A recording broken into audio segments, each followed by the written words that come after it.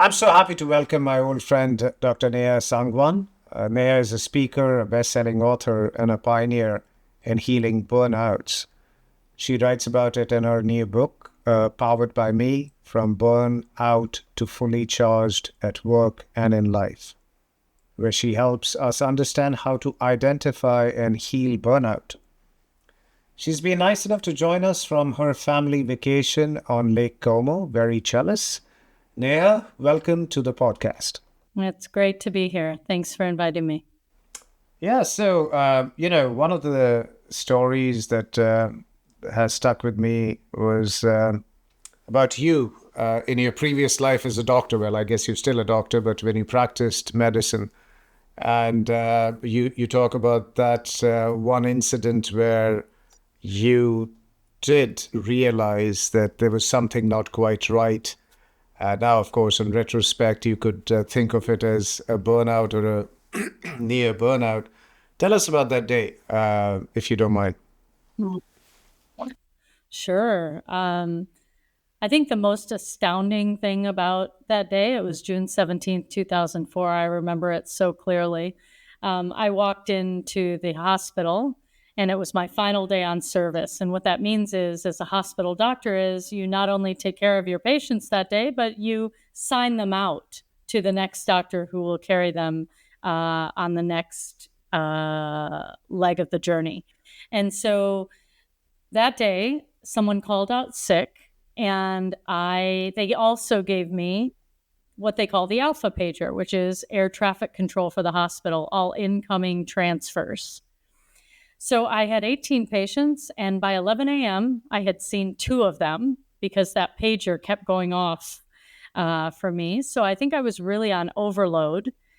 And I turned to the nurse and I said, Nina, can you please get me 40 milliequivalents of IV potassium for the gentleman in 636? And she looked at me and she said, Dr. Sangwan, are you okay? And that was my first indication that I might not be. And I said, what do you mean by that? And she said, that is the 4th time in under 5 minutes you've asked me the same question, and I've answered you every time. And I had no awareness that this was happening.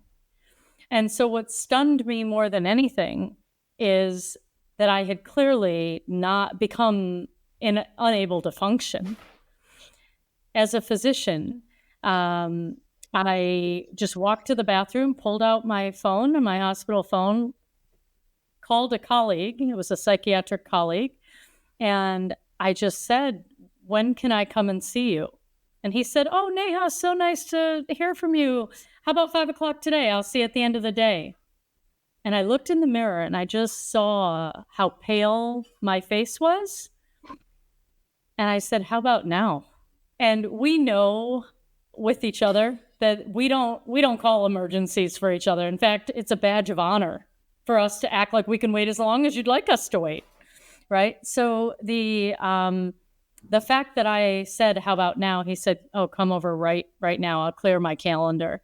And an hour or 2 later, I was standing in line with medical leave for stress and standing in line to get my prescription for Prozac. And I didn't really understand what was happening. You know, after he spoke to me, he asked me many questions. He said to me, so Neha, I'm going to put you on medical leave and I'm going to write you a prescription for some antidepressants. I had no awareness that I would need antidepressants or that my behavior was so dulled.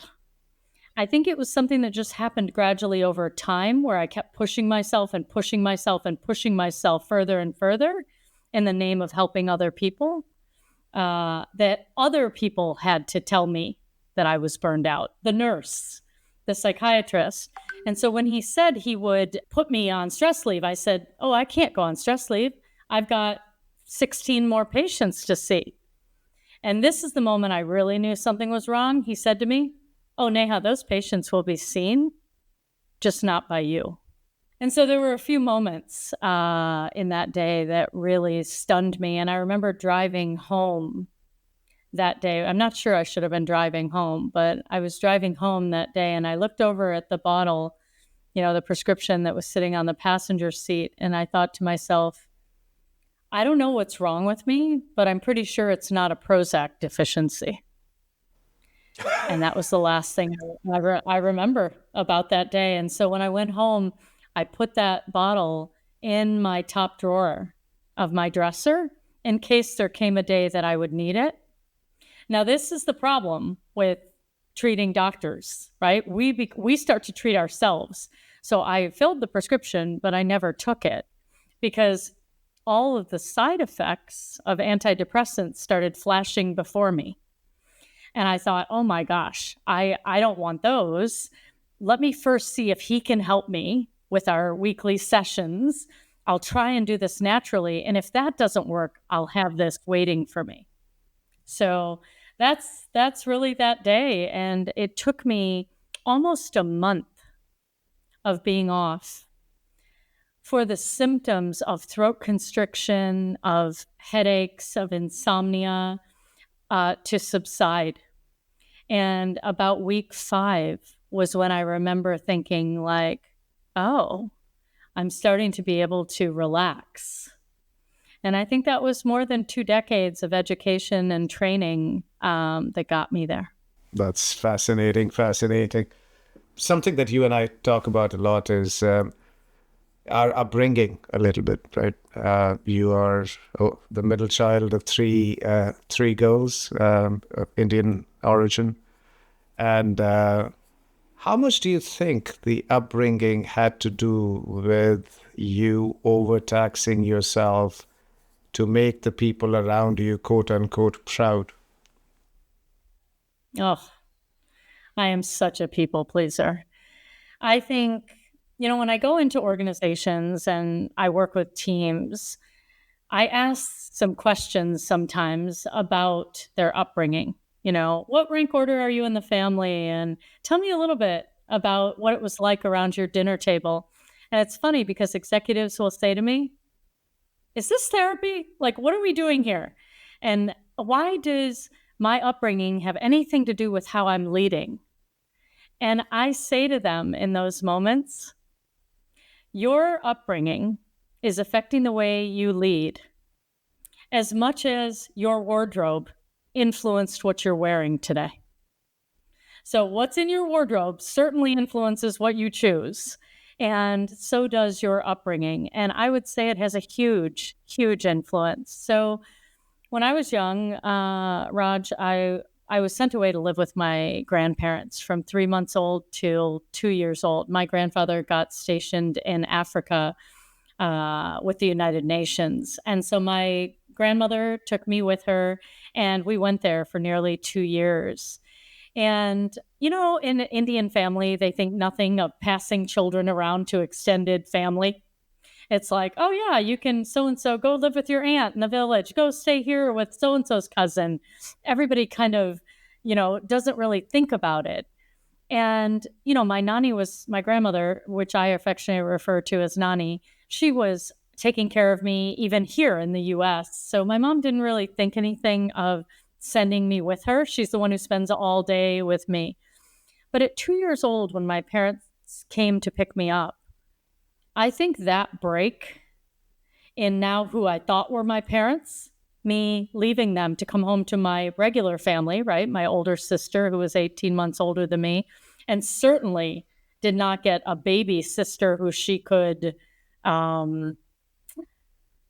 control, play with, whatever. She got a 2-year-old who thought she was an only child. And I don't think she was ready to share my parents' love with me either. And so when I came back, I was devastated. And, my family tells me I cried for 26 days straight. I wouldn't call my dad, Dad. I would only call him, hey, you. Hey, you, I need potty. Hey, you, I need to go to the bathroom. I need to eat. I need to whatever. I would just call him, hey, you. So he took 2 weeks off of work. And finally, I started saying, fine, uncle. I mean, what 2-year-old does that? No, I love So I think I was stubborn young. And finally, I did start calling him Dad. But those stories that are told to me tell me how much it affected me. But once I realized no matter how much I cried or what I did, I wasn't going to get to go back to my nani and nana, I think there was a surrender that happened in me that was for survival. And I think I switched into the mode of being very externally focused and making sure I pleased everyone around me. Because Or else you'd be sent to Africa, or I'd be sent away again, or I'd be like, I didn't know why this all happened to me, right? I was barely speaking. My mom actually said I spoke 3 languages. She said, you know how I knew you were going to be, academically inclined. She said, when I met you, there were servants that were at the, where my grandparents were, that were helping us with the house. And I spoke Swahili to them. I spoke Hindi to my grandparents and my mom. And I spoke English to my sister Ritu. And my mom said, I've never seen anything like this. You're 2 years old. You know who to speak what language to, and you're fluently speaking it. So I think there was a level, when you're young, it's quite easy to pick up these languages and you absorb it quite quickly. But when I came here after that trauma, it's really what I refer to it as. I mean, leaving who you think your parents are and coming to another family in another foreign environment. I think the way that I adjusted, and I believe we all do this, we adjust to things in our lives. We're very creative about it. And me making sure that I scanned the environment, knew what everybody wanted from me, and did whatever it was to make sure that I would never be sent away again. I didn't understand it at the time, but wow, what a strategy. Because if you're in an Indian family, boy, it's academics and athletics. I became a tennis player. Math and science were my thing. And ever since I can remember, I remember people looking down at me, right? Bending over me saying, Neha, are you going to be an engineer or a doctor? And so I grew up honestly believing that there were only 2 choices. So I overheard my dad one day talking to a friend, and he said, even the second one was a girl. All I've ever wanted was a son. And I was quite young, and I was outside his office, and I heard him saying this. And, parents, we do the best we know how, right? And we're human. And I think what we say and how we show up impacts our children in ways that we don't even know. My dad never knew I heard that. I heard him saying it. And from then on, Saturday mornings, I played tennis. I was going to be an engineer. I became a mechanical and biomedical engineer.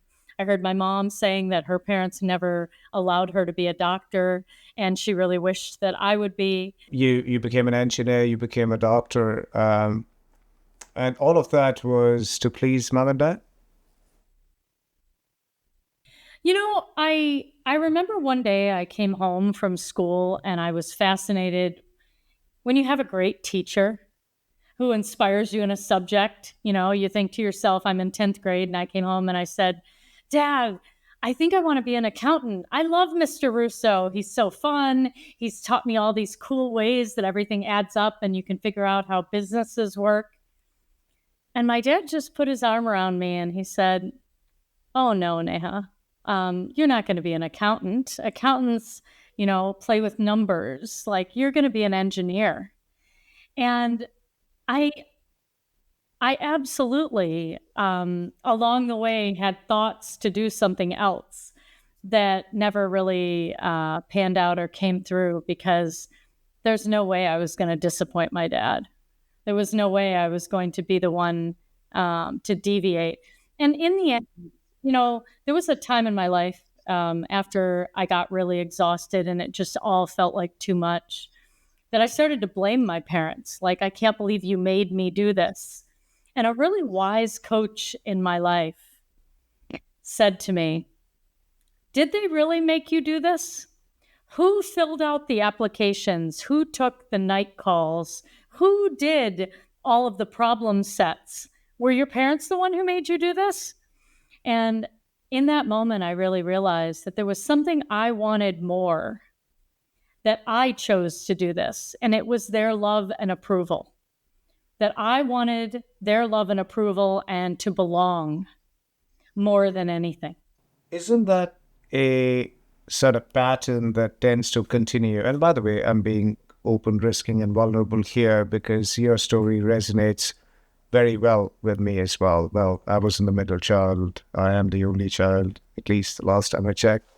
Uh, and, it was just the sense of belonging and making your parents feel like they had risen up the totem pole of society and raised a really good kid by the definitions of society who was well behaved, an engineer or a doctor. And that pattern of pleasing people to want to belong in a environment or in a particular setup. Do you think there is a pattern that continues, or do you think it's only when you are a child and when you grow up, quote unquote, you or at least have more direct influence on your free will that pattern does break? Well, I think that's dependent, Raj, on how much of your own reflection that you do, how much work you do on yourself to illuminate what's driving those patterns. I think I would have continued the same patterns into my romantic relationships, into how I parent, into my work life. I would have absolutely continued all of those if I hadn't, slowed down in order to see these patterns and then consciously make an effort to change them. And so I think a lot of what people struggle with are these patterns that were formed, strategies that were formed to kind of survive certain environments. And then when they leave those environments, they continue behaving in ways that protect them, just like they did in other environments, but they're not useful in this new environment of work, this new environment of the family that you have built or you have created. But when we continue those same patterns, we get very loud messages from the people around us that that's not working. That doesn't work for them, right? But we don't know a different way because that's all we've seen modeled. That's all we knew. We thought that was exactly the way it was done. So I think it's dependent on how much people invest in their own leadership development, their own awareness, their own, highlighting blind spots and patterns, how open you are to feedback. I think that's Neha, feedback's always hard. It's unless you have a reason to think that you got to get better, you never really break that pattern. And you and I have seen a lot of people who have had the same life that you and I had. I think of you as having broken that pattern. To a certain extent, I think at least to a certain extent, did break that pattern. But majority of the people who grew up with us still remain in that pattern. And I think where I'm going with this is that pattern then is always to say that we are fine. Everything is okay. To see giving up because of stress as a sign of weakness or letting someone down or not belonging to a cohort of courageous, brave, tenacious people around us, right? That we saw in our child's mind as role models.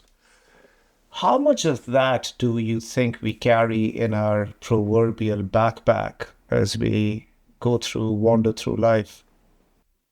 So I spent the early years of my life in a hospital with people who had had heart attacks, strokes, and pneumonias. And I learned from speaking to them that they had tried to carry the weight for way too long. And when I went on stress leave, I started researching what causes us to fall ill. And stress causes or exacerbates more than 80% of all illness. And when I realized that human beings are resilient. They can come up, they're creative, they're resilient, they're innovative. They care deeply about what other people think and upholding their image to the world, being a success, following the faster is better, do more with less, profit over people. Like there's all these things in society. There's these rules. If you make money, if you live in this house, if you drive this car, if your child goes to this Ivy League school, whatever it is, that you grew up thinking was amazing and equaled success. You're right that I think many people don't go down the path of self-reflection, of learning, of developing themselves as a leader and a human. I have to say, I also don't know how happy they are. I met many of them in the hospital, and I made the connection between their inability to communicate with themselves and other people and their physical health. And I think in the end, really the amount of stress. So let's say you and I have a conflict. If you and I have a conflict and I avoid it, I won't talk about it. I'm just going to be polite because I was taught to be polite in my family. A conflict that would be between you and I, now I swallow. It doesn't go away by me not addressing it.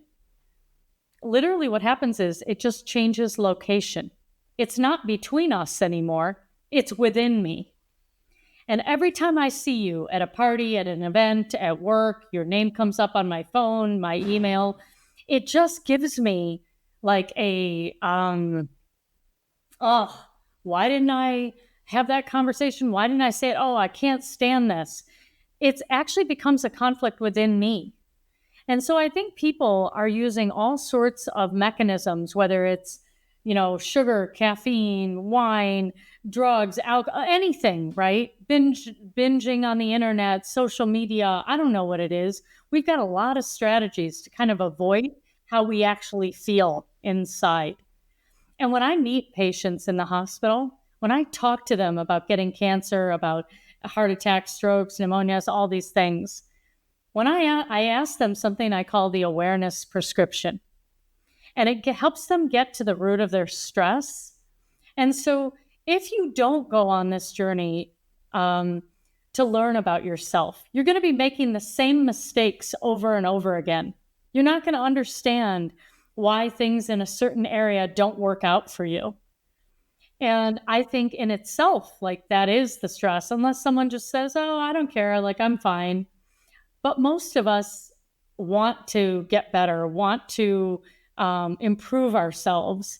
And what I've found is when I have conversations with those patients, once we've gotten them physically stable, knows why they got sick, knows what the stress is, knows what they need to do to get better.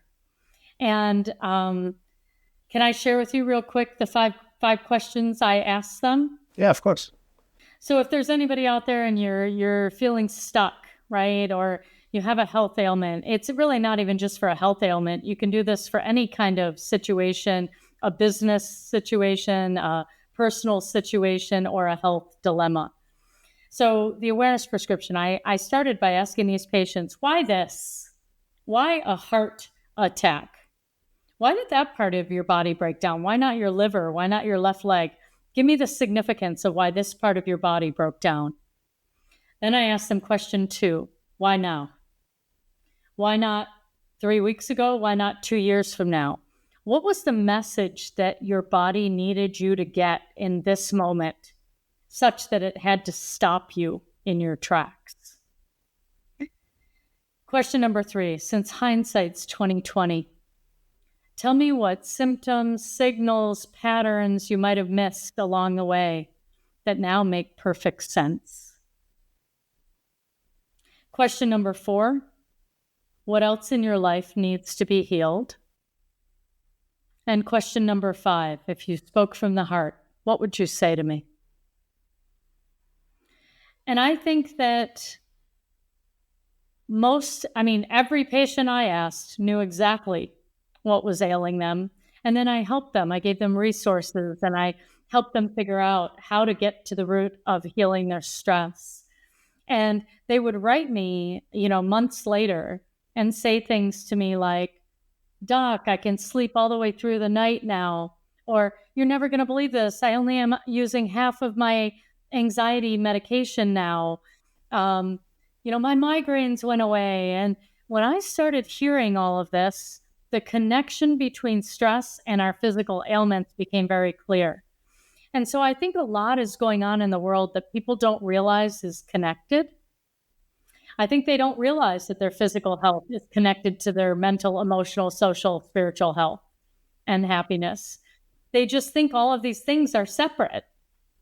And once I realized the interconnectedness, it became very clear to me that my job was to help people understand how their ability to communicate with themselves and each other is a big deal. That's fascinating.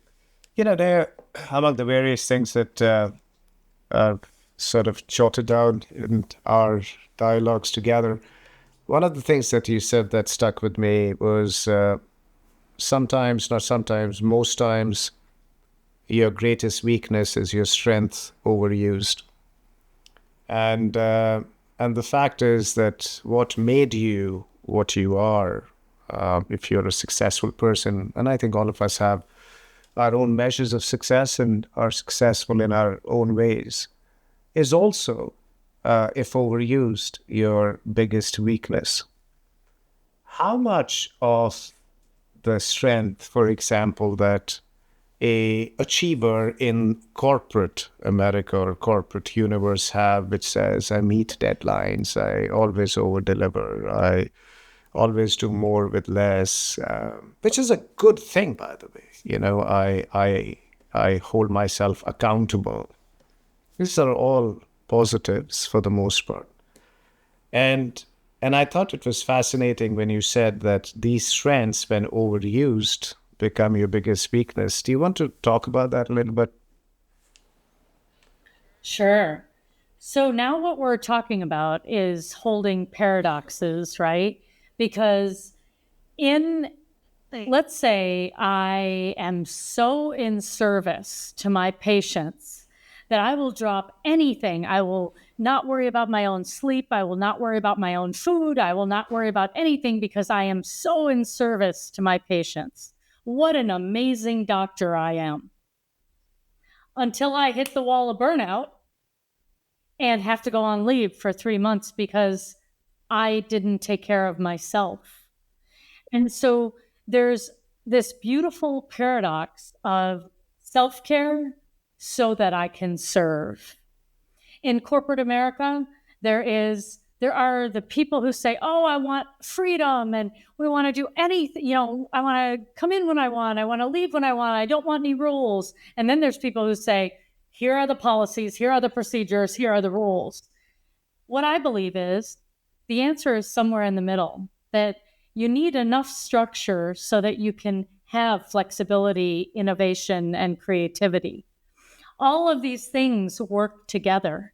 So what I would say to myself and what I've learned, right? My latest book is on burnout. And 20 years later, I have compiled the knowledge and the wisdom and the skills. And what I tell this all or nothing woman, the younger version, the girl in me, what I'd say is, you didn't have to push through your body, Neha. You could have partnered with it and done just as good of a job. Because when I pushed through my body so much, my body broke down. And I think there's a way of, yes, it's good to do more with less. It's good to accomplish in your job. But when you do it at the expense of the relationships that you have, when you bulldoze over people, when you cut people short and you're not fair with them so that you can save $1 and make a number and come in under budget, you have hurt the trust in your relationships. Long term, these people won't want to do business with you. There are sacrifices that you make when you, for the name of tasks and accomplishment, you sacrifice relationships. And so what I say to leaders is, make sure you slow down to speed up. Because there are times when you really have to know that you want to invest in your people, because are you playing the short game or are you playing the long game? I hope you're playing both. And when we focus on one or the other, we miss what's happening. So it's really about, can I be an achiever and also include myself in the equation? Can I get the job done and bring the team along and make sure everybody feels heard and we all collaborate? It's the and, not an or. Yeah, no, that's again awesome.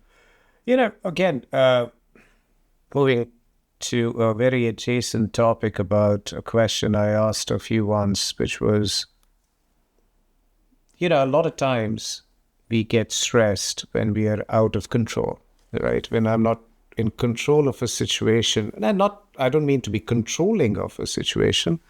However, any ambiguity, just humans don't deal with ambiguity very well, at least most of us.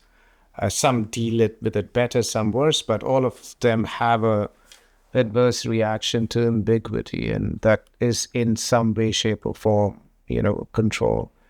If I'm overscheduled, I feel out of control. If I have, things that are happening which I didn't quite want to participate in, I feel out of control, and that leads to a bit of stress for me. Yeah. Since I spend majority of my time working in a week, well, I wouldn't say majority of my time, but sleep aside, on a weekday, work takes most of my time. I have learned how to be very efficient by setting boundaries. All right. So if it's a waste of my time, I'm actually going to make sure that people know about it so they don't waste my time. I'm productive, I'm in control, and hence a little less stressed. However, on the other side, I just find it extremely difficult to set boundaries on anything outside of work, whether it's friends, families, relatives, societal pressures of sorts. Any sort of words of wisdom around people who find themselves in the quandary that I find myself in? Well, first of all, it sounds like you grew up in an Indian family. There are no boundaries or rules. How many people fit in this car or on this scooter? As many people as there are. That's how many people fit, right? Who's going to sleep over and where is everybody going to sleep? Well, whoever is going to show up is we're going to make it a home for them. And so what I learned in my family environment really was that there weren't boundaries, that my job was to figure out and accommodate whatever there was. And so, your personal life separate than your professional life, in how you deal with those things, I would ask you, there's got to be some role models, people you admired as you were getting into the work world that may have given you some different rules on that. So boundaries are an enormous topic. They're an important topic. They are. They also, in certain instances, can be too porous, which is what you're describing in your personal life. And sometimes they can be too rigid, which might be what how it might come across in your professional life to some people. If you say something like, yeah, Neha, this is a waste of my time. I'm not going to be, talking to you about X, Y, and Z. I might be like, wow, that was a little harsh, right? So there's too rigid, too porous, and just right. And what I would say is you, of course, can let people know you want to be able to draw healthy boundaries. And those are boundaries that come with compassion. And we can set boundaries with compassion with other people. And then with your personal life, what I'd ask you is, what are you afraid might happen if you do set boundaries in your personal life? Yeah, let me answer that actually. It's very fascinating. So one of the friends that I play golf with, very, very, very, very successful individual. And, he's got as they say, the quant, CEO of a very large public company, great golfer, great family life. The kids, Ivy League and double, double, double, really doing well and very happy. Right? So I'm like, dude, you got it all. So what is it? What's the secret of being a good father, for example? And he was like, you know what? Do you like dogs? And I said, yeah, I love dogs. So he says, so when you come home, the dog, no matter whether you've had a good day or a bad day or a terrible day, whether he has had a good day or a bad day, his welcome is, oh my God, you feel like you're the only man in the world, only person in the world, and you get all the love, right? And that's your Labrador, a golden retriever. And you want to come home to see that dog, right? And and the fact is that if you are a golden retriever to your kids, they would want to come back and see you, right? And by the way, here is where I went with this, and bear with me because this is sort of important to me to ask you this question. And the fact is, yeah, you'd much rather go back home to a golden retriever than to a Rottweiler, right, or a bear, right? And and the fact is, a golden retriever, he has no boundaries, or it has no boundaries, and you have given it no boundaries, except, of course, don't piss and shit on the couch or what have you, right? But the fact is, and again, I'm being open, risking vulnerable. The relationship that I have with my father, because loving guy, love him to bits, has always been around boundaries. So I love him to bits, but I know that what the dimensions of the playing field of our relationship is. So this is not a place there where I can run amok. Whereas, if I was to claim that I'm a golden retriever to my kids, there are no boundaries. So is that akin to unconditional love? Okay, so I'm gonna probably challenge that a little bit, because I'm Of going to course. say that a child's job is to push boundaries, and your job as a parent is to be pushed, but to always be assessing how the growth of your child matches the environment that they'd like to put themselves in, whether it's a sleepover, whether it's a music concert where there might be drinking and older people and things going on. And I think it's very important that parents draw boundaries. I think that it gives children something to push against. I think more important, even than you drawing boundaries for your children, is whether or not you uphold those boundaries. Because Reinforce, as you call it, yeah.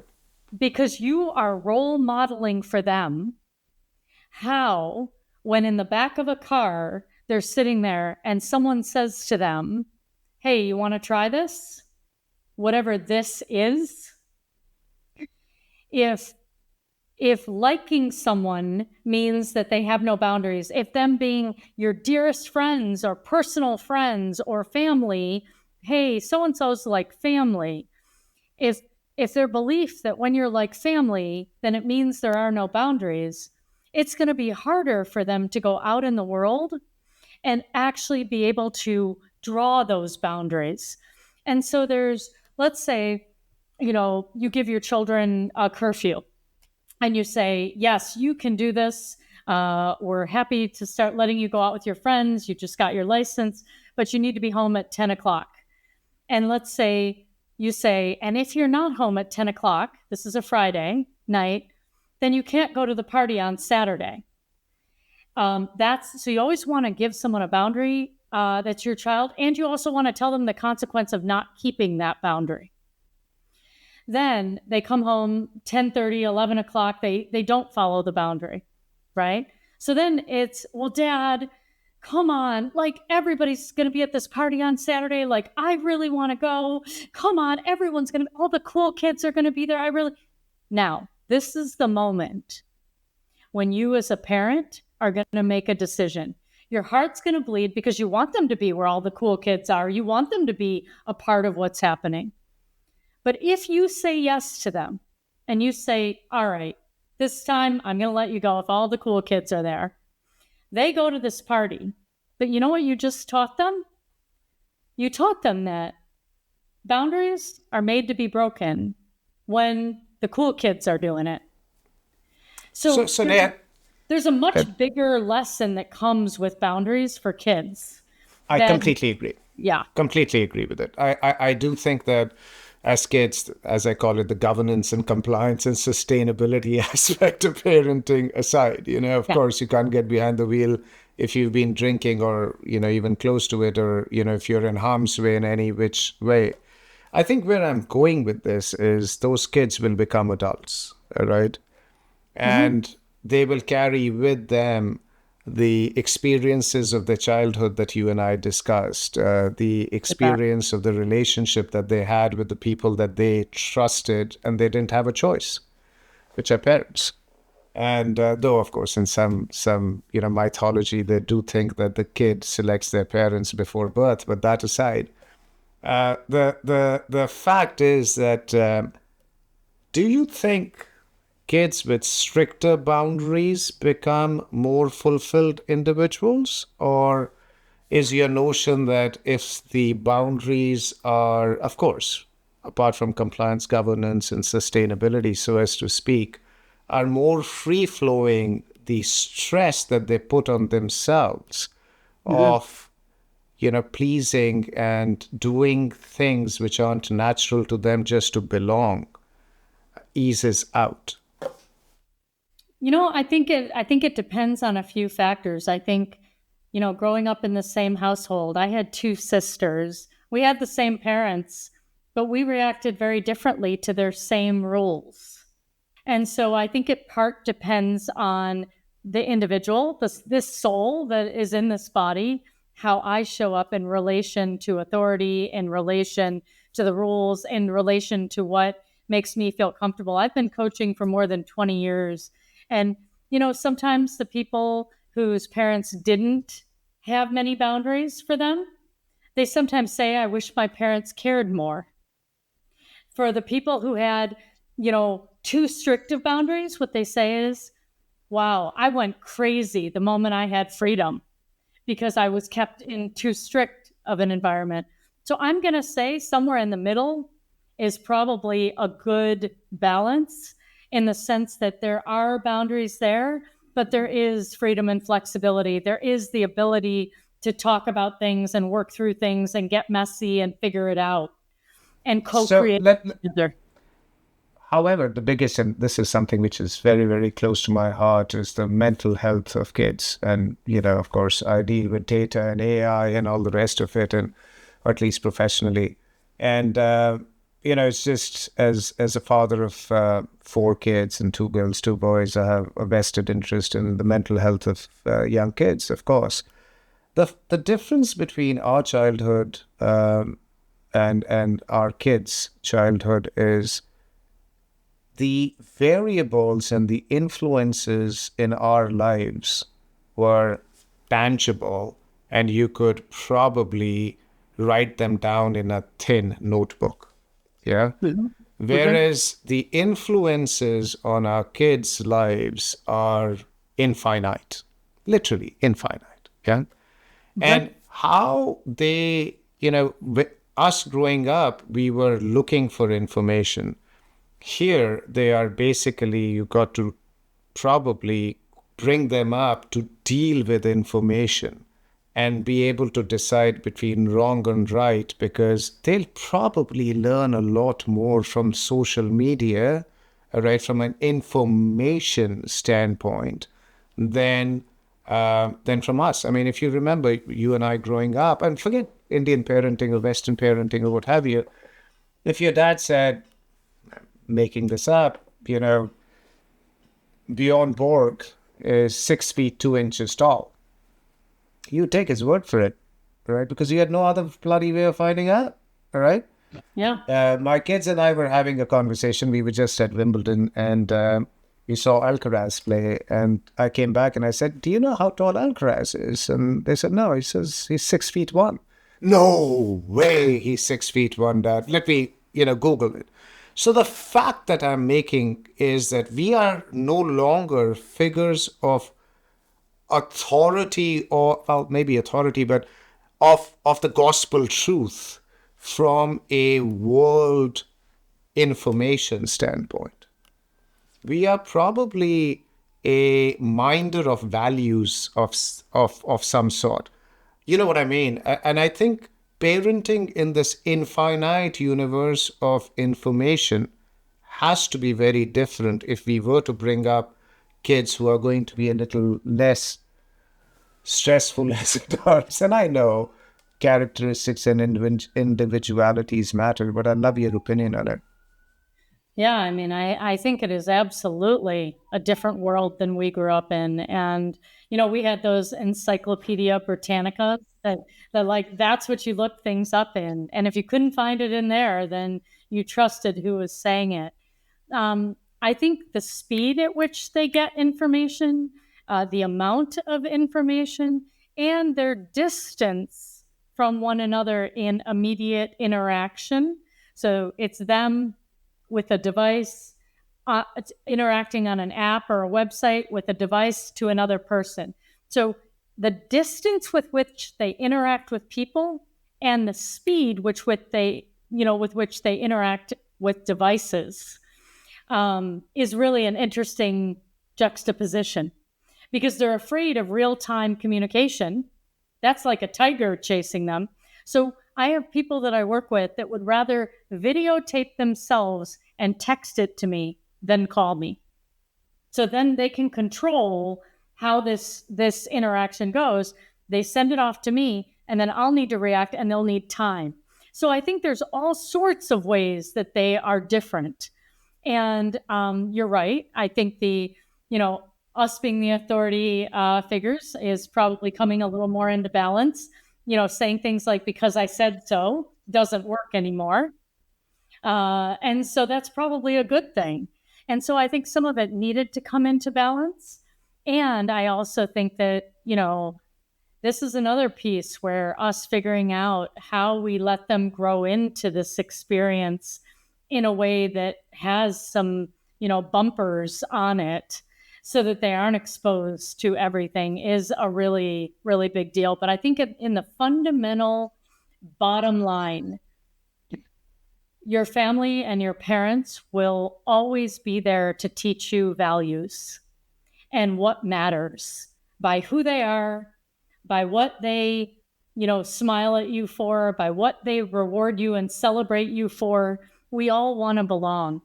And now what's interesting is we are competing with people they don't even know, likes from people they don't even know from across the world. Sometimes that becomes more enticing to them and important to them than their own family, once they're in their teenage years. So we've got new challenges, and I suppose that's what makes it all exciting and interesting and all of that. So yeah, we've got. And yeah, and I think we are over time here, Neha. But as always, absolutely fascinating speaking with you. Any sort of last comments to bring us home? I would just go back to what you said about your greatest strength becoming, when you overuse your greatest strength, it becomes your weakness. And what I'd say about that is whenever somebody gives you feedback, they say you're arrogant. If someone says you're arrogant, I want you to just ask yourself on a really practical level, what's good about being arrogant? Oh, I'm confident. I'd probably stand up and volunteer to do something. I would lead. Mm-hmm. Then what would be like the mild opposite? Well, it would be humility, curiosity. So all you have to do is take your confidence, your leadership, add a little bit of humility and curiosity, and now the arrogance moves from being a weakness back into being your greatest strength. And so that's what I was talking about when I was saying if somebody gives you feedback and you feel like it's a weakness or a judgment of you, it probably just means you're overusing something you're pretty good at. So to just kind of to take that in stride and be open to it, because other people, just like the nurse and when the day I burned out and the psychiatrist I spoke to, they can often see things that we can't. And so I think as a world, let's look out for each other. Let's learn to have honest conversations with each other. Let's know what we value and let's make decisions from that place of our highest values. Thank you so very much, Neha. As always, it's a pleasure. Enjoy Italy and Lake Como. Give our best to Raj as well. And thanks for making time. It's rather late in the day for you, and means a lot to me that you made time for us. So thank you so very much. My pleasure. Thank My you. pleasure. Thank you, Raj. You're welcome. And don't forget to order Neha's new book, Powered by Me, From Burned Out to Fully Charged at Work and in Life. And that's it for this episode of Into the SingleVerse. Thank you for listening to the podcast. If you enjoyed it, don't forget to subscribe to automatically receive future episodes. Additionally, I would greatly appreciate if you could take a moment to leave a review, helping others like you discover the show. I'll see you next time.